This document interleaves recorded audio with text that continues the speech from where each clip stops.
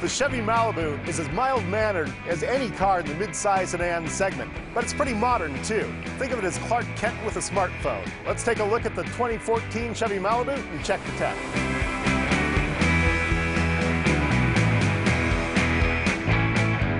A mid-size sedan is more of a practical purchase than an emotional one. With this kind of car, the entire family chimes in. It's got to meet a lot of needs. Now, the Chevy Malibu does pretty well in all considerations. It's a comfortable ride, gets good fuel economy, and it's got a lot of interior space. The design is pretty conservative. This car really blends in. It's kind of the opposite of ostentatious. We see a lot of the standard Chevy design cues, like this grille with the bar right across hosting the bow tie, and in back we've got those big square taillights that they're using these days. Underneath, we've got a McPherson-style suspension in front, and in back, we've got a 4-link independent suspension. That's pretty standard stuff for this type of car, but Chevy does a really good job of giving this car a nice ride. Now let's take a look under the hood to see what motivates this thing. Now under the hood here, we've got the base engine for this car. It's a 2.5-liter 4-cylinder from Chevy's Ecotec line. It's got direct injection that sprays fuel directly into the cylinders. Now what's interesting about this is it's not quite as loud as a lot of direct injection engines. You don't hear that clattering of injectors, which you do on a lot of these types of engines. Now this engine makes 196 horsepower and 186 pound-feet of torque. That's to the front wheels in this transversely mounted engine. It's a decent amount for this size vehicle. The best thing though is it turns in EPA estimates at 25 miles per gallon city, 36 miles per gallon highway. That's why Chevy's gone to this direct injection engine here. It's pretty efficient. Now this isn't the only engine you can get for the Malibu. Chevy also offers a 2-liter 4-cylinder with a turbocharger. Also uses direct injection. That gets 259 horsepower, 295 pound-feet of torque. That's a lot of power. That's actually more than a lot of V6s produce, but you also take a pretty big hit in fuel economy. That'll get 21 miles per gallon city, 30 miles per gallon highway. So a little lower, you get mid-20s fuel economy, get a lot more power. That's going to be an engine that some people are going to want, but this base engine will do for better fuel economy all around. Now let's take a look in the cabin and see what this car is really all about. At the top of the stack here, I have a 7-inch colored touchscreen. This comes with a $795 navigation package, and this interface will look fairly familiar to smartphone users because it's all icon-based. This is Chevy's MyLink infotainment system, and all icons are the same size. They look pretty much similar. We've got one for navigation, different audio sources, phone, different offline information sources here as well. On the sides of the bezel, we have these capacitive touch areas here, so I can go straight to navigation just by hitting that, or I can go to destination by hitting this side. Got my phone button here. And I can go back to home. That'll bring me back to this this icon view. There's this source area up here for the capacitive touch bezel, and I don't really like this as much. This doesn't bring up an audio screen. This merely kind of scrolls through, toggles through the different audio sources. So it doesn't bring you directly to the audio source. You can kind of keep on hitting it and go through the different ones. Now, if I go to the navigation area, I get this nice, pretty good-looking map.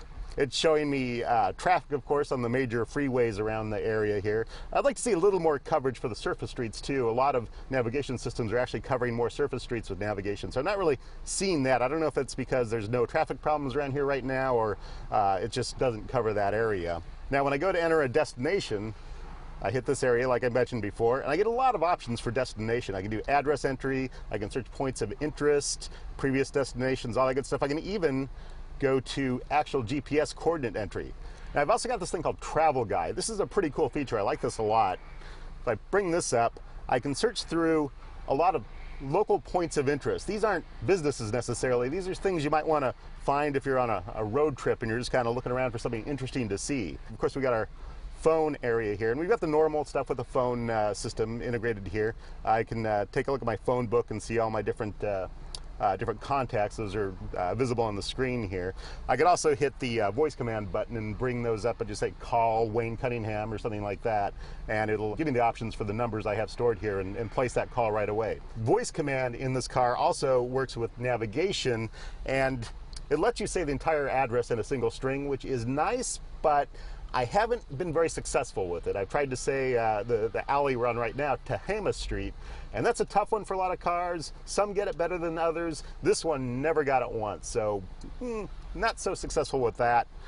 The cooler thing though is, so I've got an iPod attached here. I can also have a USB drive. Go to that, and I can actually hit voice command and say play an artist or play a song or play an album. So I'll try it right now. Please say a command. Play artist Frightened Rabbit.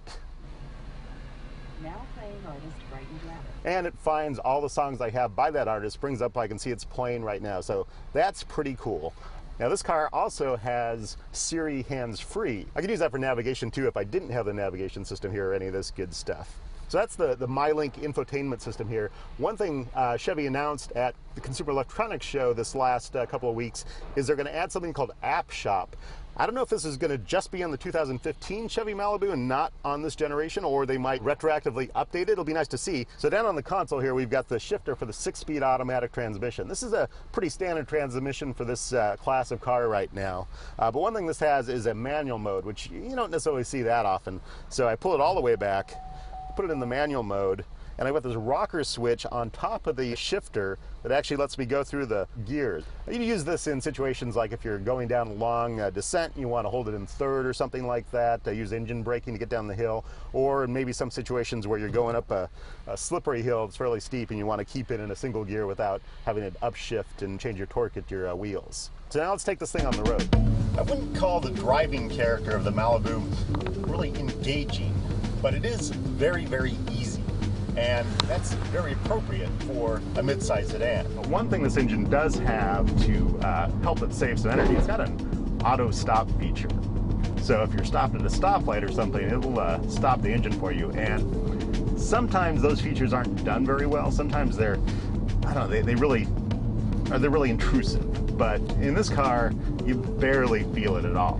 One thing we have in this car that is part of the entertainment and electronics package are a lot of driver alert features. So this gives us a rear view camera when I put it in reverse. We've got blind spot monitors, and those will put little icons on either side mirror if there's a car back in my blind spot on either side. That's a really nice feature to have. There's also a lane departure alert. So if I were to drift across a lane line, like if I was drowsy or something like that, it would beep at me.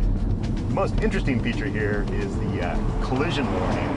This is really just a warning. It won't hit the brakes for you, but the collision warning, it uses this camera looking forward, as does the lane departure system, same camera. And that, if you're coming up on another car too fast, or slower traffic, maybe if you're distracted by something, it'll actually flash a red light on the inside of the windshield, and it'll give you an alert too, and that'll kind of tell you it's time to hit the brakes because you're about to hit a car in front of you. All right, let's price out our 2014 Chevy Malibu. This model in 2LT trim goes for $25,215. Adding navigation for $795, that gets you the touchscreen. And also we have the electronics and entertainment package. That gives me that collision warning, blind spot monitor, rear view camera, and the upgraded Pioneer stereo system. That package costs $1,750.